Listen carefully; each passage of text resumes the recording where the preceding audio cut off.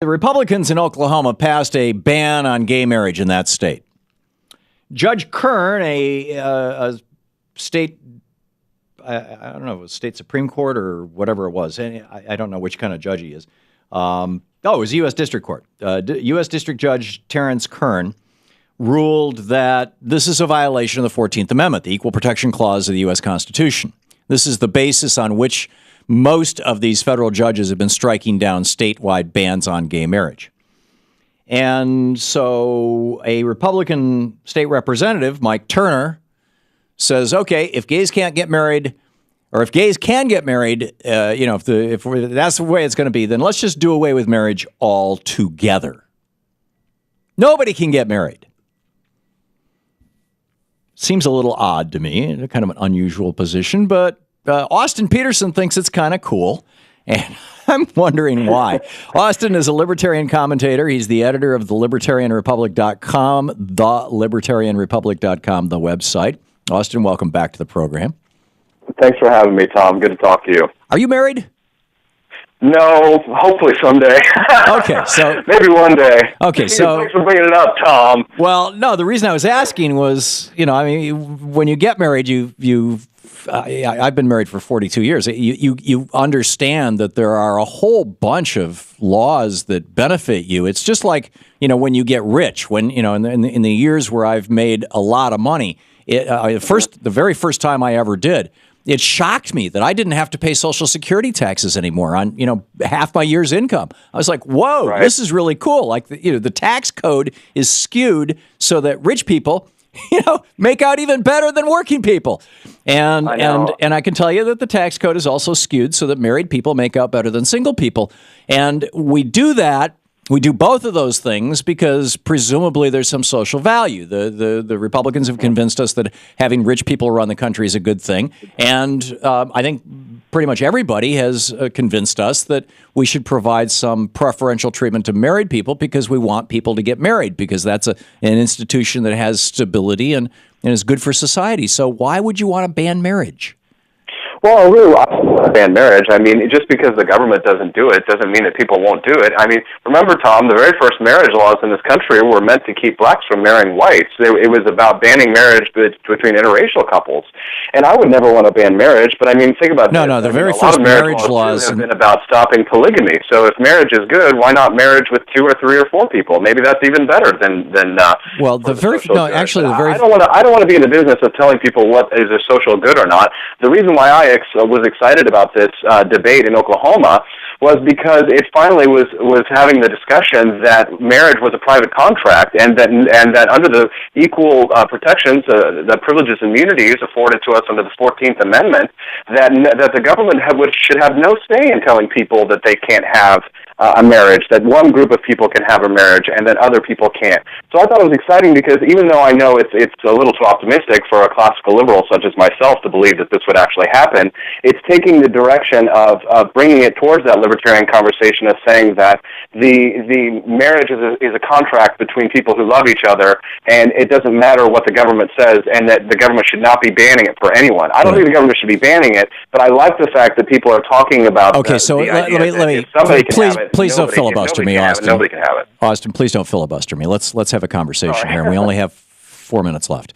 Okay.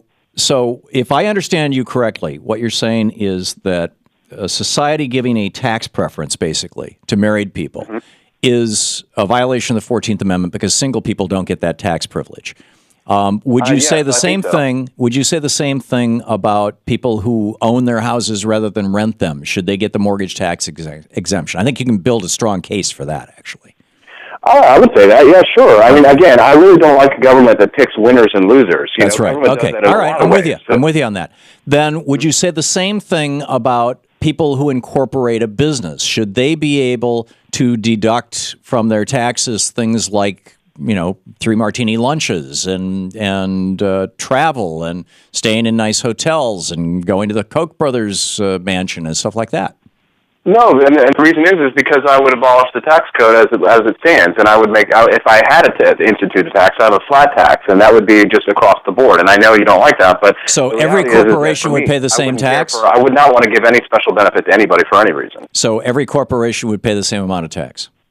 everybody would pay the same amount of taxes flat across the board. So if you start a small business and you're losing, I mean, typically you lose money the first couple of years. I've never started a business that I didn't lose money the first 2 years.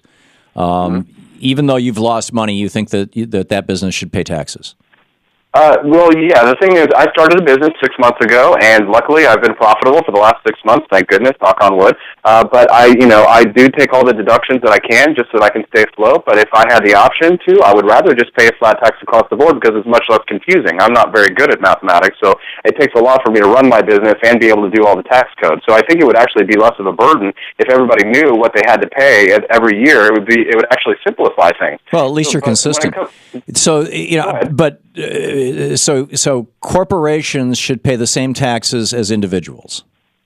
I think everybody should pay a flat tax across the board at the same level if we're going to have a tax at all. But ideally, I'd like to get rid of tax, the type of tax code that we have. And a flat tax to me is just a stepping down towards what I'm really looking for, which is an abolition of most of the taxes. But back on the marriage issue, it's really exciting nowadays. I mean, Tom, you were talking about marijuana earlier. Like, didn't you see that was a Republican who had instituted that medical marijuana in Georgia? Yeah. And now here we see Republicans pushing for what is, in essence, the constitutionality of marriage here in Oklahoma. I mean, are you somewhat excited to see the sort of the rise of classical liberalism amongst Republicans in America? Yeah, using the European, really your thoughts on this, using the word liberalism in the European context. I think it's fascinating. I personally, I think that we, the people, together, in person assembled through our elected representatives, should pick some winners and losers. We should collectively say, we understand morality. We understand that there are some things that are good for society and there are some things that are bad for society, that we're going to tax tobacco and alcohol, and we're going to give a tax advantage to people who get married. I just think that we want to encourage some behaviors and discourage other behaviors. The people who you disagree with, then, Tom, when they take power, remember they will ban gay marriage because they will see it as a negative. Well, they have for the past 230 years. People to take away your rights when the opposing party is in power. The people who you disagree with, I understand that. Your rights away, Tom. I understand that. In fact, gays have not had these rights for 200 years. And the first marriage laws, by the way, apropos of your very beginning filibuster, were about how women were the property of men. Women, marriage laws in America started out as property laws, and they didn't really become tax laws until the early 20th century. And then we started saying, okay, we've got these taxes, let's use them as ways to encourage or discourage behavior that is good or bad for society. And I think that's a reasonable thing under those conditions when we actually have majority rule. I just don't think we have that right now. I'm concerned about the billionaires' ability to buy politicians, but that's kind of a tangent. So you would say that people should get no tax benefit if they get married. No, I mean, I really feel that it's unfair now that me being a single person that I don't get that benefit. But again, I don't want to force more people to pay taxes. I don't want more people paying more revenue to a government that I disagree with. So again, you don't. Wait a minute, you just contradicted yourself. Say again? You just contradicted yourself. Well, I don't want more people paying taxes overall, but if I had to, if you're forcing me, putting a gun to my head, then I would say that I would like a fairer system where everybody pays the same. This is the Thom Hartmann Program. Yeah, okay. Austin Peterson, thelibertarianrepublic.com. Thanks, Austin. Thank you, Tom. We'll be back. It's 15 minutes past the hour.